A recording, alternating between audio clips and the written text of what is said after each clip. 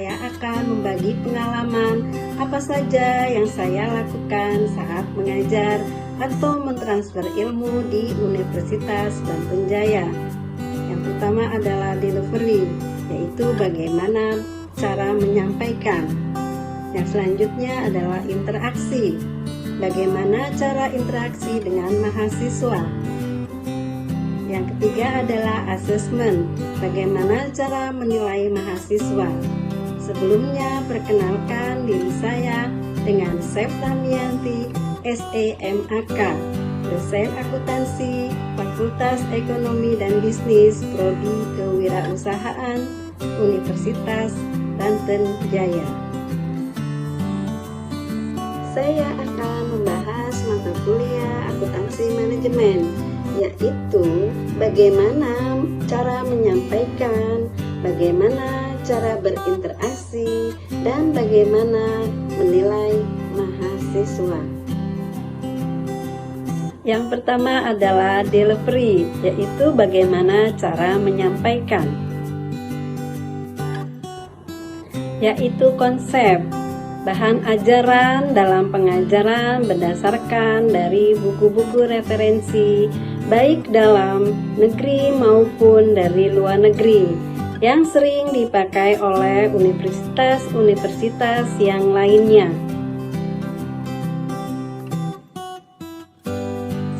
Yang selanjutnya adalah aplikasi, yaitu penyampaian yang mudah dimengerti dengan cara memaparkan inti-inti materi akuntansi manajemen berdasarkan buku-buku referensi.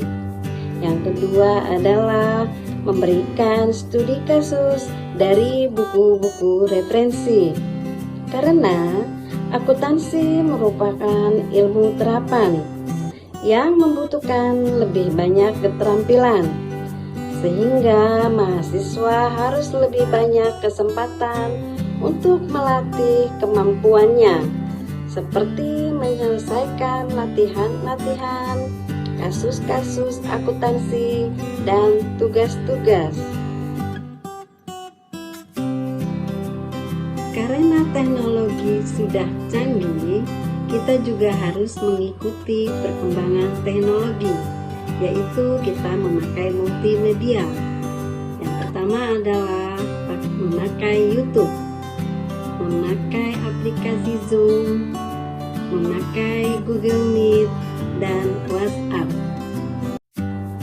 Yang kedua adalah interaction, bagaimana cara interaksi dengan mahasiswa. Interaksi yang saya lakukan adalah sebagai berikut. Yang pertama adalah berdoa agar mahasiswa bersyukur dengan Maha Penciptanya karena bisa mengikuti pembelajaran saat itu. Yang kedua adalah menyapa mahasiswa. Hal ini mahasiswa akan merasa diperhatikan. Yang ketiga adalah memberikan motivasi, karena tidak semua mahasiswa memiliki kesiapan mental dan ketertarikan dalam mengikuti proses pembelajaran.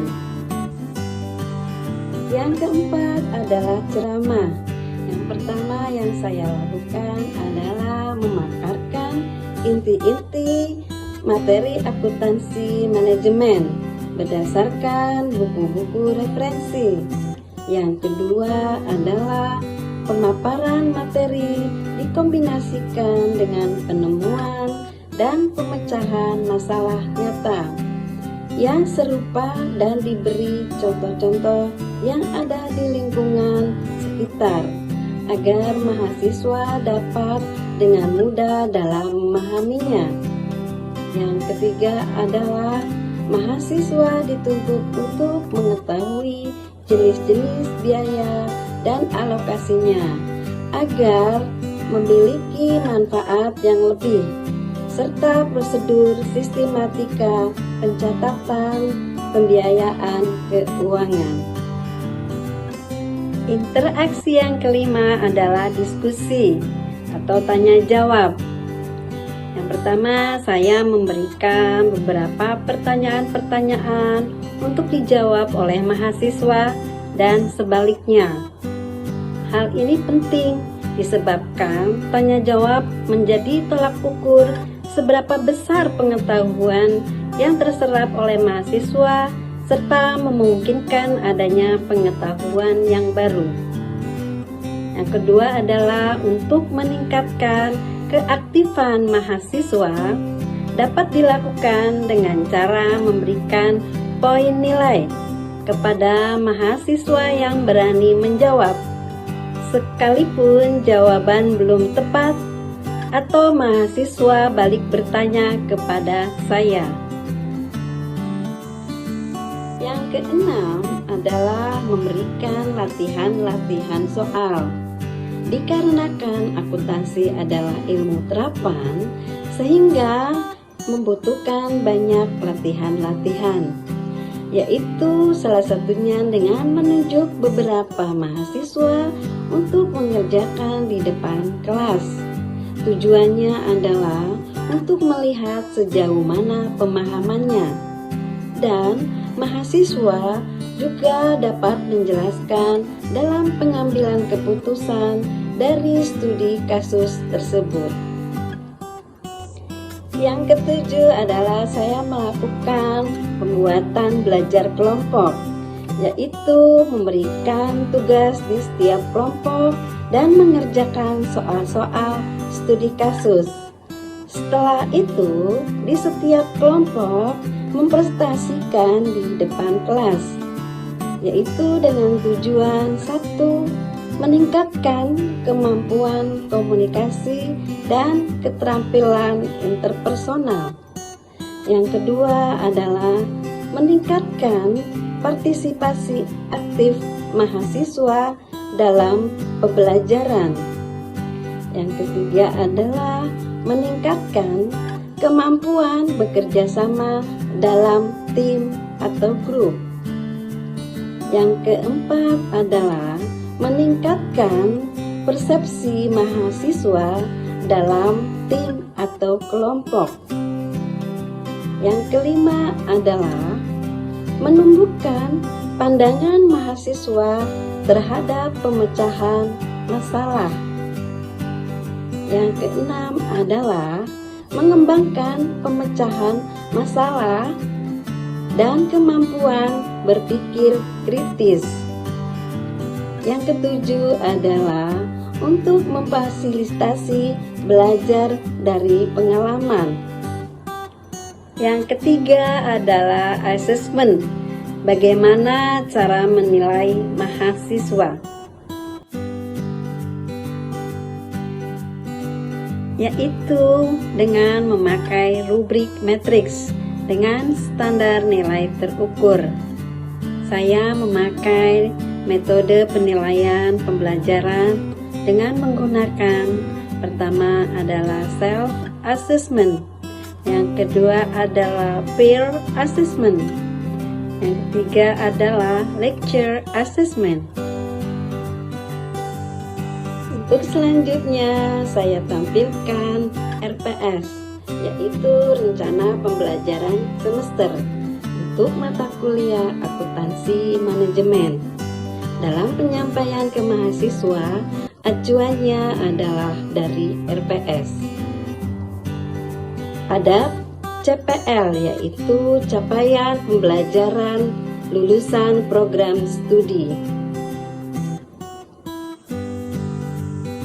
RPS yang selanjutnya adalah CMPK, yaitu capaian pembelajaran mata kuliah.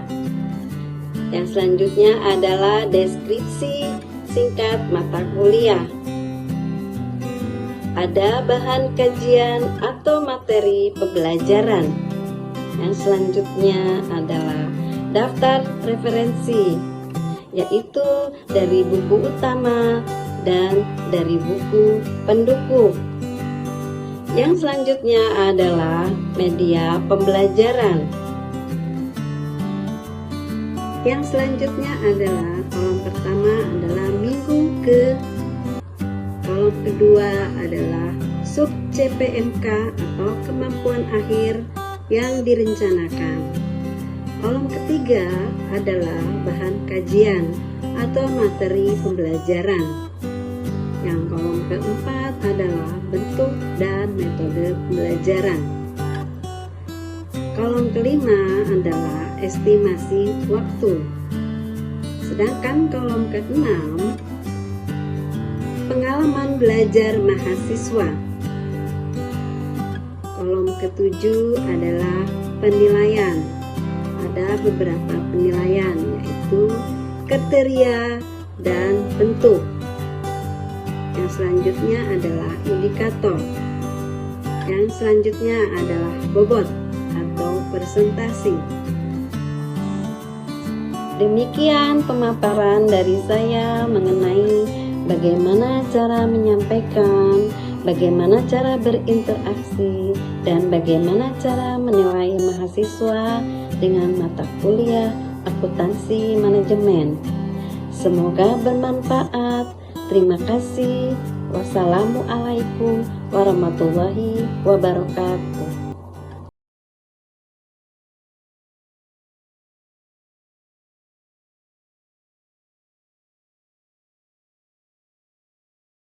Assalamualaikum warahmatullahi wabarakatuh. Waalaikumsalam warahmatullahi wabarakatuh. Seperti biasa ya, sebelum mulai mata kuliah, baiknya kita berdoa. Boleh dituntut doanya? Sebelum mata kuliah hari ini, alangkah baiknya kita berdoa terlebih dahulu. Menurut kepercayaan masing-masing, berdoa dimulai.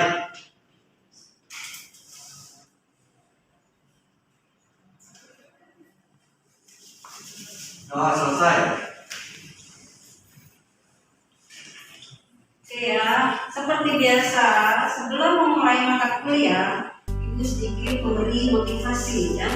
Motivasi di sini adalah untuk diri kalian dan untuk diri Ibu sendiri. Oke.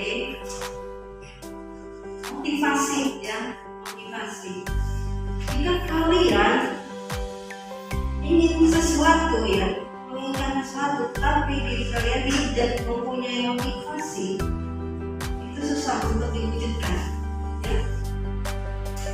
Ada motivasi tapi dari orang lain, tapi di kita sendiri tidak ada motivasinya, itu susah kalian untuk mewujudkannya. Ya. Jadi motivasi ini adalah biar kalian bisa mewujudkannya. Ya. Kalian harus mempunyai motivasi sendiri, baru dari motivasi dari orang lain atau dari luar. Ya. Kalau sudah ada motivasi dari diri kita sendiri, didukung motivasi dari orang lain, itu akan lebih maksimal. Kalian bisa mewujudkannya. Oke, kalian itu motivasi dari ibu. Tetap semangat ya. Oke. Klasifikasi biaya berdasarkan yang dapat ditelusuri objek biayanya, biayanya. Nah, di sini objek biaya, ya. Ada penilaian persediaan, terus ada produknya. Jadi ada tiga objeknya, ya. Yang ini objek biaya ini segala sesuatu yang berhubungan dengan biaya, semua yang berhubungan dengan biaya. Kalau penilaian dari persediaan, ya, produk selesai atau produk yang sedang diproses, ya kan, ini penilaian dari persediaan. Misalkan tadi contohnya adalah dicontohkan dalam ini yang membuat jendela, dia membutuhkan kayu, ya kan, di sini adalah produk selesai atau produk yang sedang diproses. Beli dong bahan bakunya kayu, ya.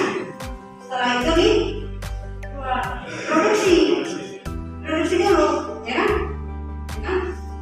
Nah, jadi lihat apakah itu sudah jadi atau belum jadi atau setengah jadi. Biaya yang timbul seperti apa saja yang timbul. Terus penilaian persediaan produk selesai atau produk yang sedang diproses. Yang selanjutnya adalah produk kedua berarti. Biaya langsung atau biaya yang dapat ditelusuri ke suatu objek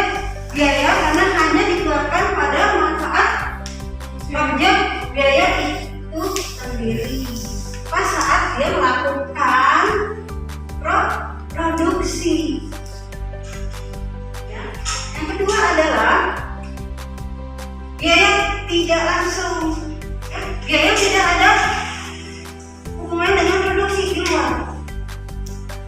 Ya, di sini adalah lebih dari satu objek biaya dan tidak dapat diproduksi secara langsung. Sekarang gini, mau buat jendela, dia perlu dong alat pemotong, ya kan? Iya.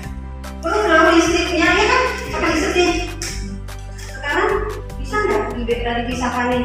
Oh, listriknya produksi, sedangkan dia dalam satu area atau wadah atau lingkungan nih, ya. Ada bagian produksinya, ada bagian administrasinya, ya kan? Administrasi dan hukum, tadi bagian ARD, ada bagian personaliannya, ada bagian accountingnya dan lain-lain.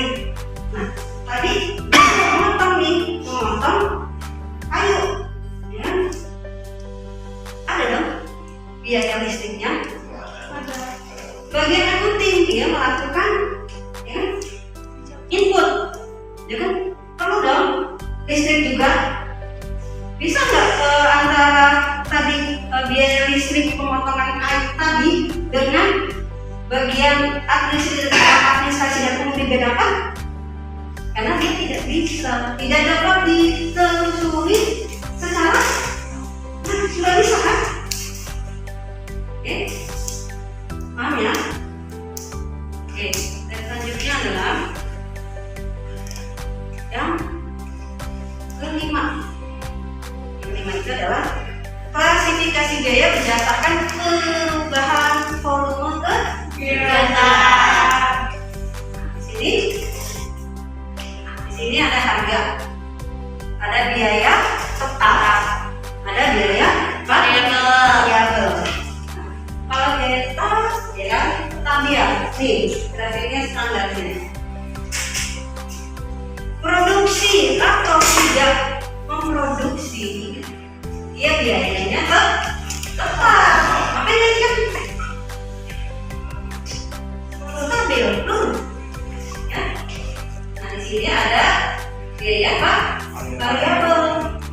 Ini total biaya total. Oke, lanjut. Nah, yang keenam adalah klasifikasi biaya berdasarkan kemampuan manajer untuk mengendalikan, ya kan? Nah ini, ya. Kenapa kalian dapat mata kuliah akuntansi manajemen? Ya. Oh, yang sebelumnya kita harus tahu bentuk ini lah, harus tahu. Kalau tidak tahu gimana manajer bisa mengambil keputusan, paham ya? Di sini biaya terkendali, ya, atau controllable cost adalah biaya yang secara signifikan dapat dinaikkan atau diturunkan oleh manajer berdasarkan keputusan bisnis. Tetap sudah dibuat budgeting, ya, penganggaran, ya. Oh, sudah dibudgetkan, sudah dianggarkan biayanya sekian, tapi tetap, ya, manajer ini bisa menurunkan, bisa menaikkan. Kok bisa tuh? Tergantung keadaan. Contohnya adalah biaya tenaga kerja langsung, biaya bahan langsung yang dikendalikan langsung oleh manajemen, ya. Biaya tenaga kerja langsung. Sekarang ini memproduksi suatu produk, ya kan? Dia dapat pesanan. Ternyata dengan banyaknya karyawan yang ada, karena pesanannya melebihi dari pesanan sebelumnya, berarti memerlukan apa? Tenaga yang lebih, ya kan? Bagaimana caranya? Gitu loh. Si manajer ini, wah, ini pemesanannya dalam 1 bulan. Gimana supaya 1 bulan, sedangkan karyawan yang ada dalam 1 bulan itu tidak bisa memenuhi. Misalkan dia ada pesanan 1000, yang sebelumnya hanya 400. Dia sudah menganalisa sebelumnya, oh dengan yang pemesanan 400 bisa dia sebulan selesai. Ini hanya 1000. Nah, dia minta manajer ini memutuskan biayanya harus dinaikkan, biaya untuk tenaga kerja langsungnya dilakukan yang namanya overtime. Ya dong, berarti ada kenaikan kan? Kenaikan biaya. Yang namanya juga tadi kelebihan jam kerja, berarti si karyawan itu harus mempunyai timbal baliknya, ada feedbacknya. Nah, makanya manajer ini bisa menaikkan atau menurunkan. Contohnya seperti apa Bu? Menurunkan ya pembayaran listrik apa ya namanya, kendalanya apa ya? Udah ditelusuri, tapi bukan manajernya, dia kan pengambilan keputusan yang berdasarkan dari laporan stafnya, kan? Listrik ternyata pas saat tidak ada apa namanya, ini udah bagian umum gitu atau administrasi, ya. Ruangannya lampunya selalu menyalakan atau komputernya selalu nyala, belum dimatikan. Itu kan maksudnya dia benar-benar melihat kondisinya seperti apa, bukan merupakan yang serta-merta, bukan. Berdasarkan dia pengambilan keputusan menaikkan atau menurunkan berdasarkan kebutuhannya. Ya. Selanjutnya biaya tidak terkendali adalah biaya yang secara signifikan tidak dapat dinaikkan atau tidak bisa diturunkan. Kalau tadi itu bisa terkendali, kalau ini tidak terkendali. Ya. Contohnya biaya penyusutan mesin, ini karena biaya penyusutan mesin tidak bisa dipengaruhi dan bukan tanggung jawab manajer besar dalam penyusutan yang dikembangkan. Tadi kan di awal dicontohkan, misalkan perusahaan itu membeli mesin untuk mesin produksi, harganya 100 juta, ya kan? Nah itu yang bilang tadi, penyusutan dia nggak bisa penyusutan selama 10 tahun, ya kan? Tiba-tiba si manajer ini nggak mau, saya maunya 5 tahun, nggak bisa, karena kita ngomong dia juga. Makanya dibilang di sini biaya yang tidak bisa dikendalikan. Oke. Nah selanjutnya adalah 7. Klasifikasi biaya berdasarkan pengambilan keputusan. Inilah ya akuntansi manajemen. Kalau akuntansi jelas, ya. Kalau ini kan ada manajemennya, akuntansi manajemen itu pengambilan keputusan. Ya. Ini adalah biaya apa saja? Biaya relevan, biaya yang akan terjadi di masa mendatang, yang akan datang. Ya, berbeda di antara berbagai alternatif kekhususan. Selanjutnya, nah contohnya adalah pemilihan mesin fotokopi. Nah di sini biaya relevan, ya, biaya yang akan terjadi. Jadi jika si manajer itu ingin memutuskan pengen merek A, B, C dengan harga pasti berbeda-beda dong, dengan merek yang berbeda. Dia memutuskan di antara 3 merek mesin fotokopi, dia mau beli yang mana gitu. Nanti dia juga ini yang A 10 tahun, yang B 8 tahun, yang C 5 tahun. Dia harus akan datang gimana ya, dia perlu melakukan pengambilan keputusan. Selanjutnya adalah biaya tidak relevan. Ini biaya yang tidak memenuhi salah satu atau kedua-duanya dari kriteria biaya relevan. Nah, contohnya menghilangkan depresiasi aset. Menghilangkan depresiasi aset. Mungkin sebelumnya nih ada mesinnya, ya kan?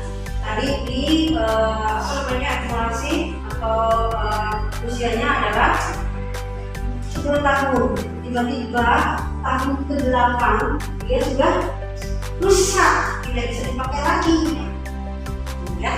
Jadi menghilangkan depresiasi aset berarti masih ada berapa lagi? Ada 2 tahun lagi. Nah makanya nih si manajer ini pengambilan keputusannya, ya. Nah biaya terhindarkan apa itu? Biaya dapat dihindarkan jika saat alternatif keputusan diambil. Contohnya perusahaan untuk salah satu usahanya. Misalkan perusahaan ini dia punya beberapa cabang, ya. Misalkan dia jadi misalkan Jakarta, di Serang, di Cirebon, di Berat, dia harus bisa memutuskan, dilihat, ya, dianalisa. Kayaknya malah udah mulai ini ternyata mengalami kerugian.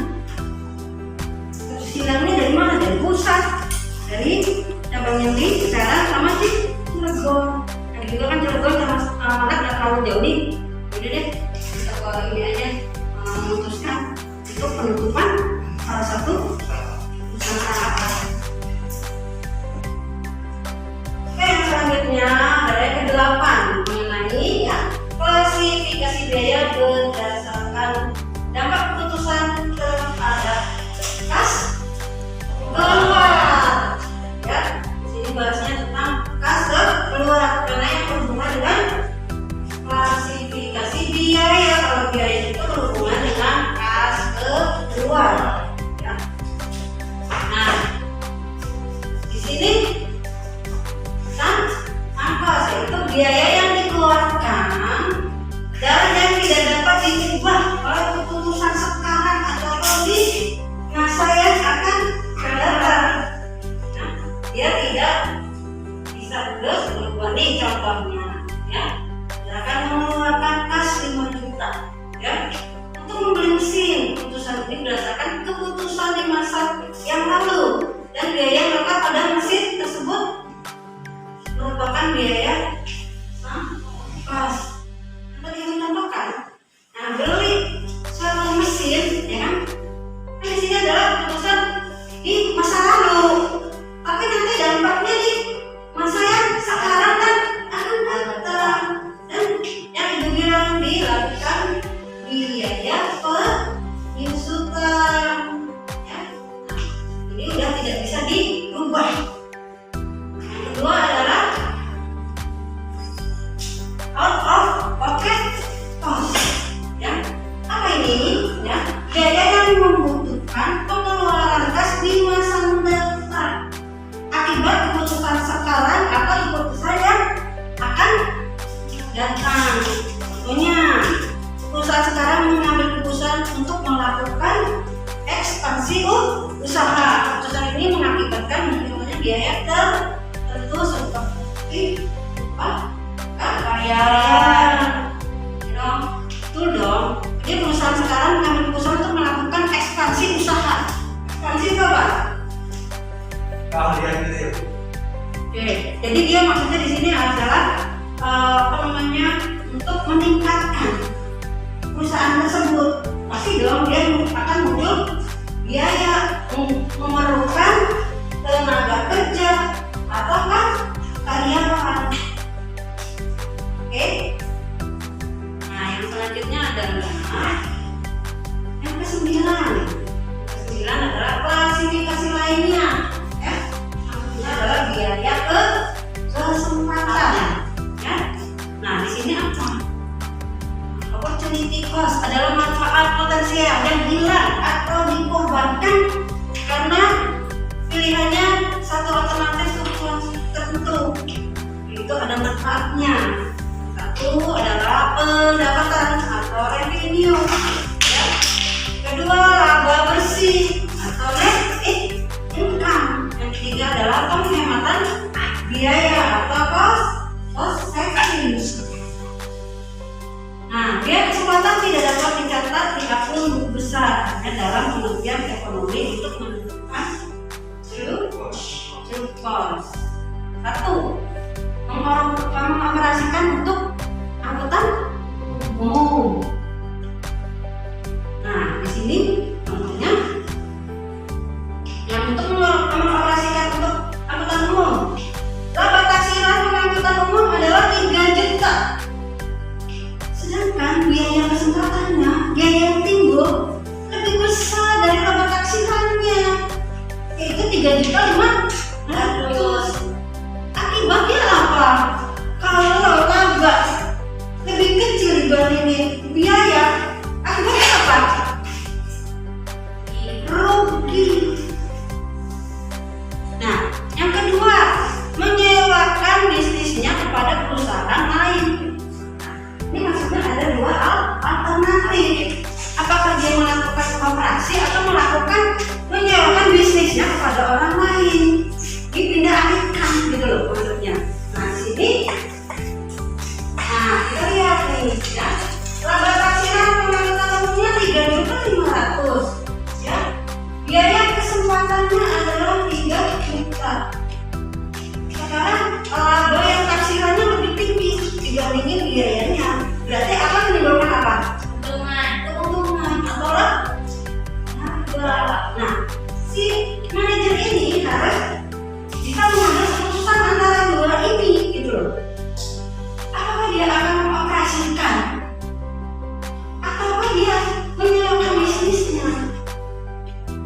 Nah, kalau sudah dari dua ini, nah, kamu sekarang anggap kamu seorang manajer deh. Pengambilan keputusannya apa? Kalau kalian melihat dari dua ini, Menyewakan bisnisnya kepada perusahaan lain. kenapa? Karena kan dapat keuntungan kita gitu kan. Kalau kita ngambil yang mengoperasikan untuk akuntan umum malah jadi rugi. Oke, Najla, betul ya. Jadi kalau pengambilan keputusan dilihat, nah, di sini betul, ya. Pengambilan keputusannya adalah dia mendapatkan laba. Oke, terima kasih. Tapi sebelumnya ibu kasih kesempatan nih ya untuk siapa yang mau bertanya silakan. Oke, silakan. Ayo Bu, Slide yang berapa? yang betul ya Bu. Bentar, kamu lihat ya. Nah, lagi. Kalau kita bilang ya. Baiknya. Tuh. Yang mana? Bu ya. Oke, silakan. Izin bertanya Bu, Oke. itu kan klasifikasi biaya berdasarkan pengambilan keputusan. Oke, betul. Itu yang ambil keputusan itu siapa Bu? Manajer. Bu. Ya. Nah, contohnya seperti apa sih pengambilan keputusan itu dan apa aja yang bisa manajer ambil keputusannya Bu? Oke, terima kasih.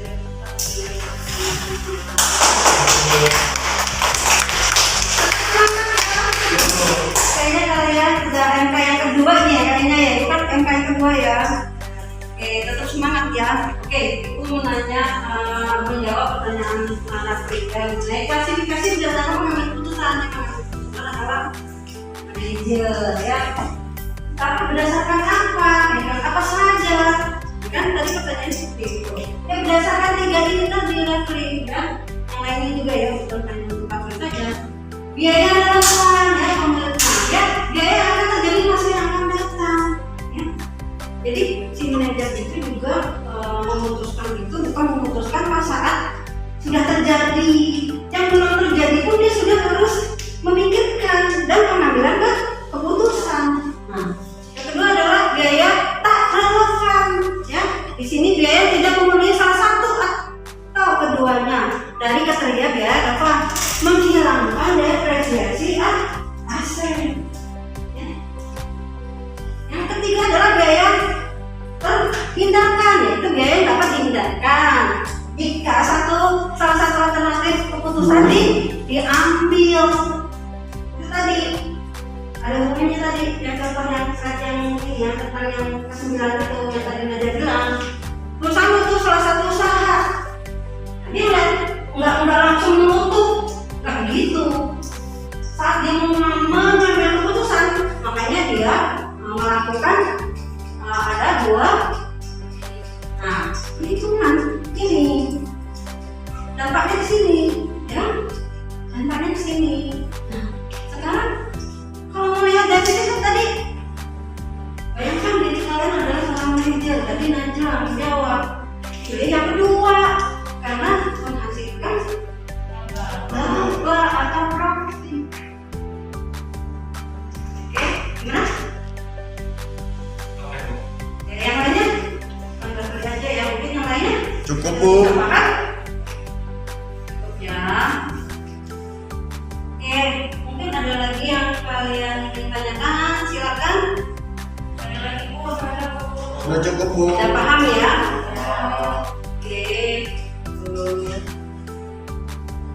terus terima kasih banyak ya untuk pertemuan hari ini ya. Alhamdulillah kalian juga bisa menyempatkan waktu untuk ini ya, datang ke kampus ya.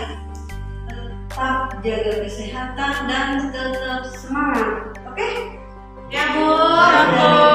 Terima kasih. Mohon maaf kalau ada salah perkataan.